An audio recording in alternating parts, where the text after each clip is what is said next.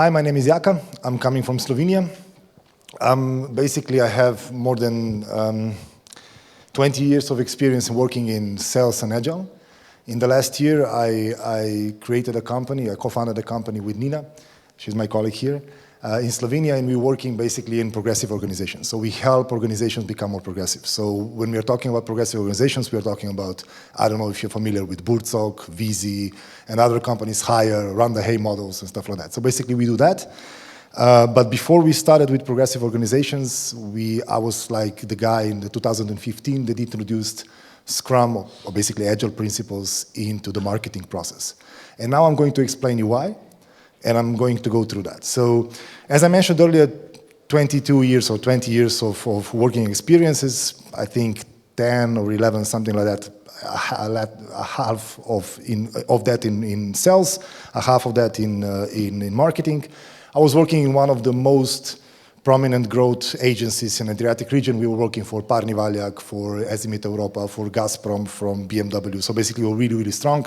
And after 6 years of working with them, I decided to move on a client side, okay? And then I enrolled into a company that it's well known here in Bosnia. I enrolled in Halkom, the banking software provider, okay? So I came there as a digital marketing manager, and after 3 months, I understood that basically marketing is none of less like a real upgraded administration office. What I mean by that is basically when you see this waterfall process, here you can see it's written basically, it's marketing and then blog and content creation, so at the end, right? So when I was starting discussing with people that we need to be involved earlier, we need to be more strategic and everything, they said to us, no, we don't know, we are not now discussing with people. And I said, oh, we also need to discuss with customers. No, you're going to get all the materials later on and just prepare it, right? And it always was the same. When the process was at the ending, right, the whole pressure was on marketing. And they wanted to have like additional added value. They were like always struggling with, our marketing is not good enough. We need additional content. This is not good. They don't know, the surface of knowledge that they have is so shallow. So we need something more. We need a product marketing on that. So it was all about the system and the process, right? And I said to the Halkom guys, I said, okay, in order to do that, we need to change the system, we need to change the process. And I said, okay, I'm going to introduce Scrum, okay? Not Scrum per se, because Scrum is a little bit, it's more for development. But I said, okay, let's start with an Agile process, right? And what's happened was basically I created some kind of a progressive marketing department.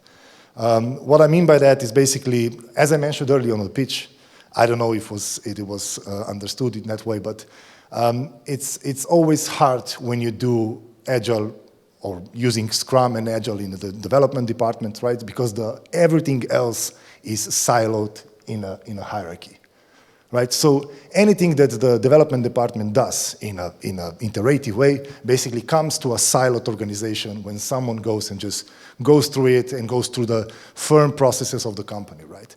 So anyhow, people are trying to evolve something and be agile, the other part of the company is still really, really rigid. So it means, what I mean by that is basically introducing Scrum or agile practices into marketing comes directly to the board of directors. Let me tell you more about that. Having development teams working agile for the C-suite, that's basically okay, because they don't understand developers. They have Scrum Masters who basically are those who translate what's happening. They have product leads who translate also what's happening with the product. They have the CTO who is basically the biggest Google Translate for them what's happening in the field over there. And basically they don't need to change and they don't need to move to another paradigm regarding the movement of how we need to work in an iterative way, right? But when you touch the surface of the marketing or the sales, they know that. They know the marketing, they know the sales, and as soon as you say, okay, would you like your marketing department to be more efficient? Would you like your marketing messages and product placement and everything to be really at the highest level? Of course we want. Okay, let's change the system. So this is the value proposition that we use when we enter to the company, right? So what it means, basically, different system. It means that we start, here it's not very good scene, but basically we start with the customer centricity. but in a customer centricity in a way where we talk about cross-functional teams made by marketing, sales, and product, okay? What I mean by that, it looks like this. So this is like a client-facing cross-functional team, has like a sales guy, a product guy, a content guy. This content guy is not the one who writes down blogs, but basically this is the guy who knows how to answer all the RFPs, the tenders, all the deep questions that you need, and of course fills the marketing guy with materials and what's needed, and of course the lead gen, some growth hacker or someone that you need within this team, right? So what's happening next, when you establish such a customer-facing team, what we do is basically we give them the target, like an objective. We said to them, okay, guys, you're in charge of the German market. We want 5 million from the German market in the next year, right? And then, of course, we need to give them some kind of budget, marketing budget to achieve that, right? Right now, we are in the middle of the phase of planning. How the planning is going right now, you can see it, right? We have 10 to 11 Excel sheets files, right? We all hope they're all in the same version, right? Otherwise, they're going to collide when you're going to mix them in one pivot, right? And right now, marketing is planning for itself. Sales is planning for itself. Everyone is planning for itself. And then the CFO comes and just puts everything in one pivot and says, okay, this is going to be out, this is going to be out. They don't communicate within each other in any other way, nothing. So what we do in this customer-facing team, the next thing is we give them the objective, we give them the budget, of course, and the next thing that we do, basically, we just need to give them the space. I'm going to tell you this directly. So when I say to people, you need to work in a cross-functional way, they say, yeah, we do that. Yeah, but you need to mix those people together. Yeah, we do that. Yeah, but you do that in a totally waterfall way. So they meet on meetings, they see it up on meetings, so they have someone who is in charge of a salesperson is in charge of, let's say, the German market target, right? You need this team to sit together, okay? All the time. It's not a measure of they are coming on a meeting and they're back to their siloed office, right? They need to sit together all the time and work on that. Otherwise, it's going to be a struggle, because when some priority will come up here, when they're going to come back to their office siloed, the marketing director is going to come and I will say, okay, I have a target right now that I need to meet for a joint team. No. Now it's more important that you do your job here. So it's really important that they have the autonomy to work toward the objective that they have, okay?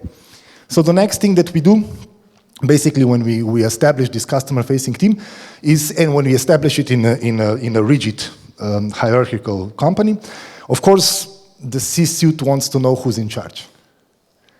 And they say, okay, guys, who's going to be in charge of this team, right? And the logical answer is the sales guy is going to be in charge. Of course, he's bringing money in. He's the guy who needs to be in charge. Otherwise, he's going to be... Those guys cannot say nothing, right?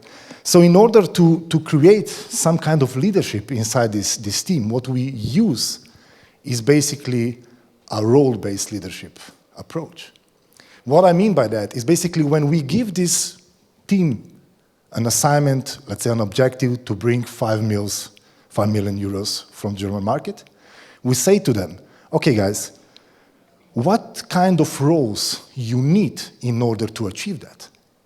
What kind of task, what kind of roles do you need within the team to achieve something like that? And the team comes back and says, okay, we need this kind of roles. So we make a list of roles. They make a list of roles because they're in charge. And what happens is basically that they have like a role-based leadership that looks like this. So we have like Mike, he's a salesperson. His first role, of course, is to be the salesperson. So he has like a purpose of selling products.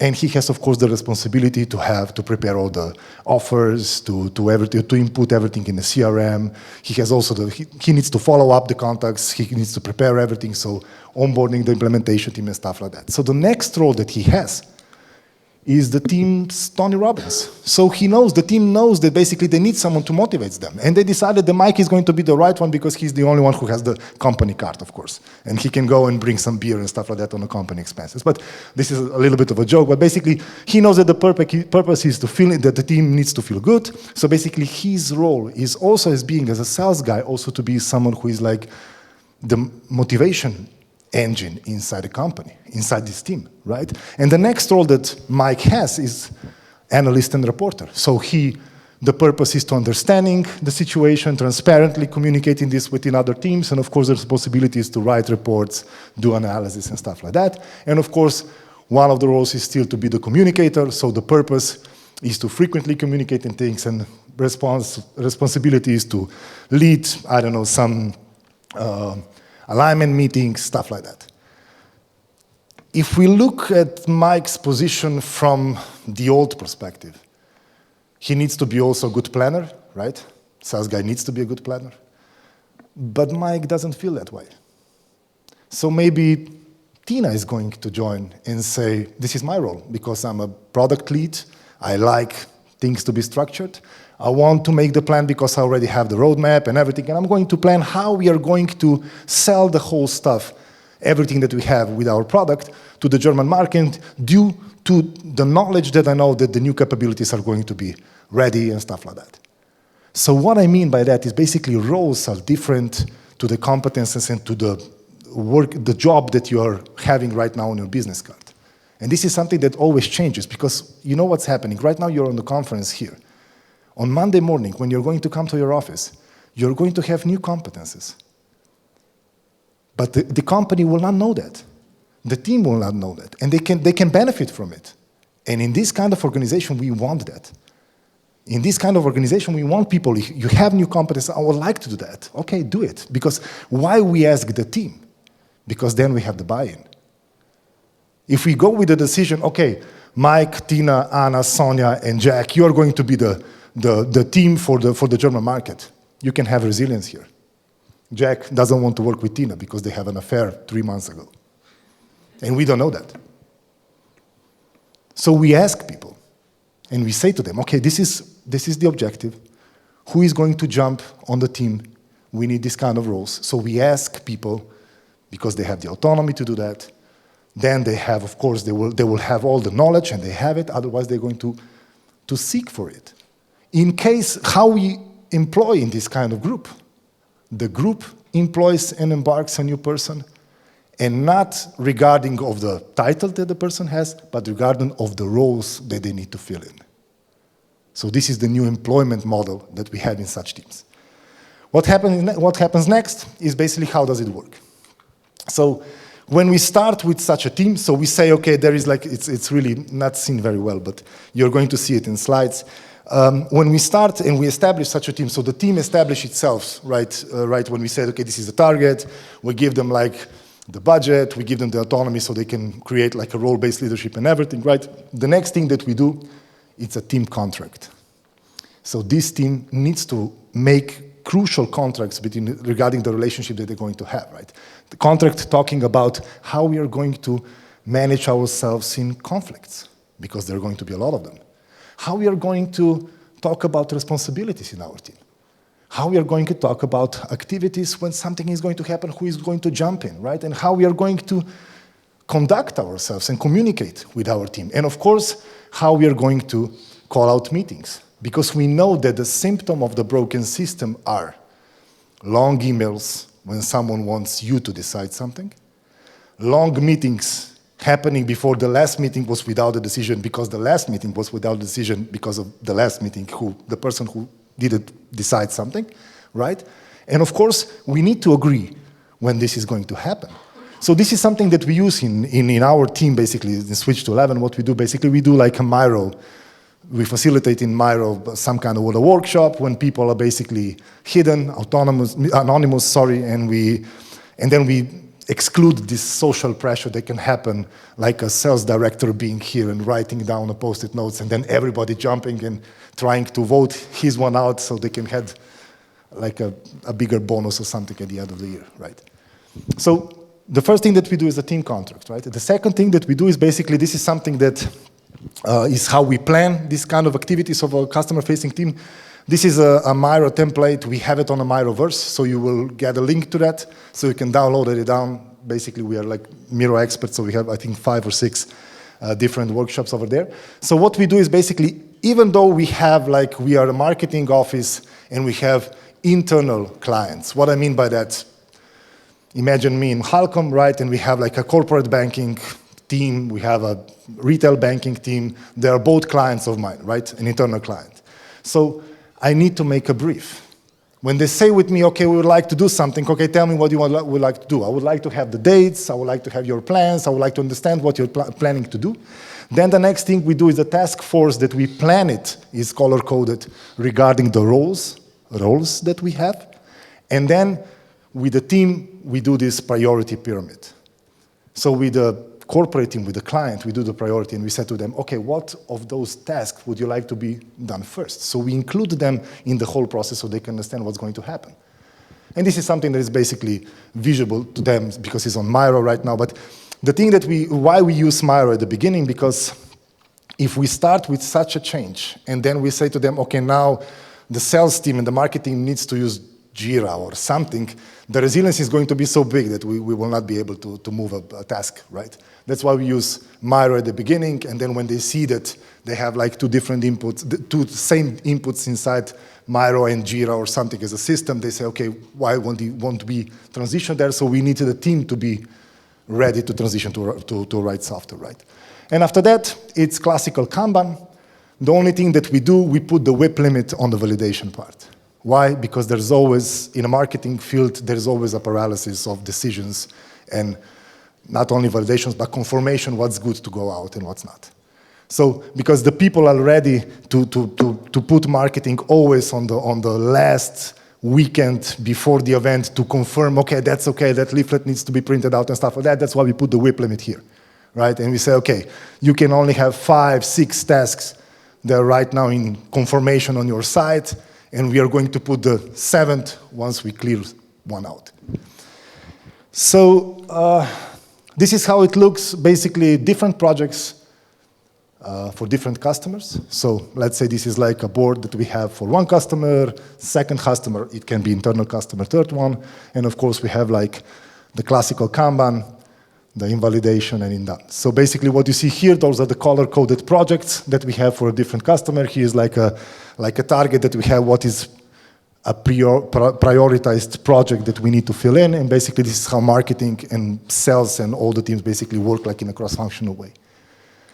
Of course, we use business rhythm. It's a classical Agile business rhythm. We use dailies, we use planning and monthlies, basically when we have lessons learned, and this is not a typo, it really is a Fuck Up Friday meeting that we tend to conduct, and it's very good for psychological safety. I'm going to explain that later.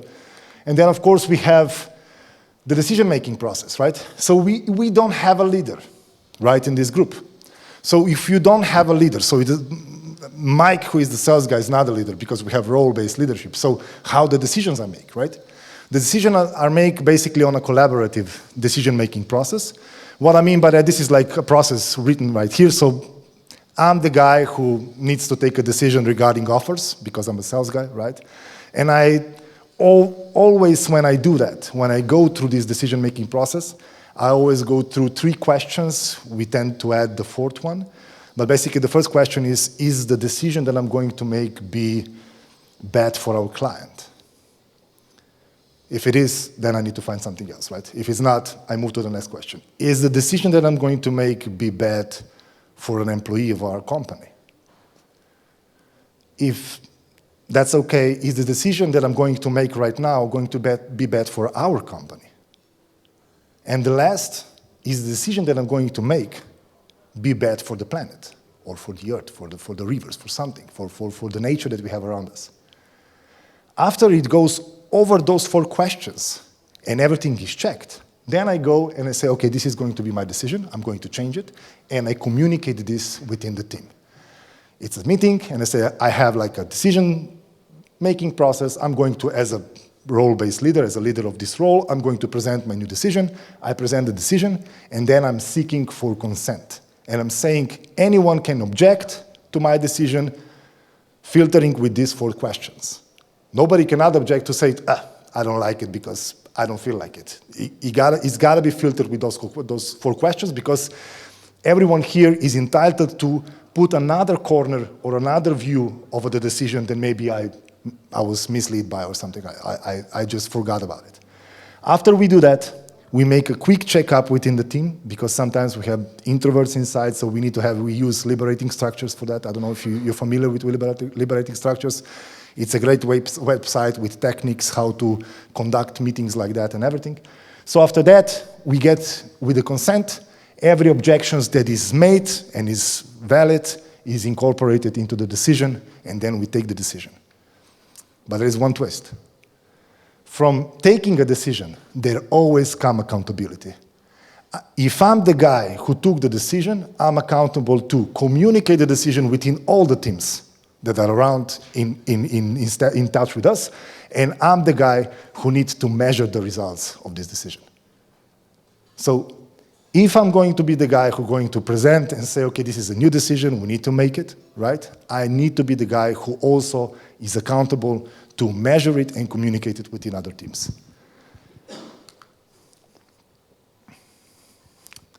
What do we need to do in order to achieve something like that? So we talked about a lot. All the presentations before me had those keywords inside. But basically, the first thing that we need is transparency. Sales is not transparent. It never was, right? We never know how much of a deal is basically our money, how it goes to other people. Sometimes we think, okay, we sold for 7 million, and then we understand that basically we are just a middleman who gets just 100K, and basically this is just a press release stunt that we are using, right? So it's totally misleading.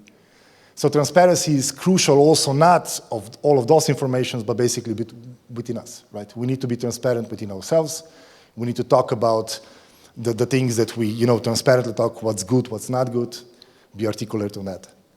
Because that's the first stone for the next, and that's the psychological safety. Raising a hand and saying, I don't agree with that, and getting back a response like a silent mode or someone just put you aside or stuff like that is killing psychological safety. That's why we have those fuck up Friday meetings, right? The fuck up Friday meetings are basically meetings like rituals when we sit down with the team, we bring beer, gin tonics, maybe Aperol Spritz from Valerio in the morning, something like that. And we start discuss what was the biggest fuck up that we did in the last 14 days. So we admit, because we all know that we make mistakes, right? We are not perfect, and perfection is not something to seek because it leads us to mental health problems and stuff like that. So basically, we need to come and say, okay, I fucked it up here, right? I did this wrong, I did that wrong, I learned this and this from that, so people can open up and within the team see that basically it's not bad to make mistakes. You got to learn from it, but it's not bad to make them. It's not bad to communicate them. It's nothing that is going to happen to you if you do that. So basically, psychological safety is also the main thing, because when we are talking about reward distribution, right? Right now we tackled in a very big problematic thing, right? Because sales guys always get bonuses, right? And I was in a team, I was the digital marketing manager. After Halcom, I was the digital marketing manager of the company called Better. I don't know if you know them. Basically, they're like a Gartner unicorn in Slovenia selling healthcare IT software, selling healthcare platforms for EHRs in hospitals. They're like 95% of all the software that was sold globally. And I was the digital marketing manager there, and the sales cycle was 1.5 a year long, okay? We had 1.5, so 1.5 year was like the sales cycle until we sold something to the guy, right? And I was a digital marketing guy, so I tracked everything that was happening, everything that was done. The deal was, of course, big, like 70,000K or million and a half, stuff like that, because we were selling this to NHS hospitals and stuff like that. But the main problem was that the bonus was then solemnly for the sales guy. Nobody in the network got nothing from it. So when we are talking about psychological safety, because when the team is basically in charge of the objective, then when the bonus hits, it goes through the team, right? The team gets the bonus. And if we are not psychologically safe enough and transparent, we cannot manage the process of them deliberately say how much should the bonus be provided by others. So what I mean by that, we really need to work on that. The next thing is autonomy. That's why we implement the decision-making process, okay? The autonomy is the last research of Gallup says that in Europe we have like 20% of engaged people. That means 80% of people are unengaged in our workplaces in Europe, right? And that's, for me, that's normal because they don't contribute in any decisions. They're like always in the process, they're always like pushed in to be reactive, not proactive, because they don't take any decisions, right? So that's why in such a team, that's why we implement the collaborative decision-making process. So everyone has the autonomy to say, to raise it up, to make a buy-in, to make everything that needs to be done. Because otherwise, there's always a problem. If someone takes a decision and I don't agree with that and we don't have the right level of psychological safety and transparency, then I'm like in a resilience mode, right? So this is something that is really, really important, and it's also really important for the growth of the whole team. And of course, feedback and conflict resolutions. Such teams that are organized that way are not Woodstock flowers and power flower and all happy. They are full of constructive criticism. They are full of constructive conflicts. That means that you need to have a conflict resolution. You need to have it. If you don't have it, because you gotta take it from the personal side, from the subjective look, right? I don't want to fight with my wife.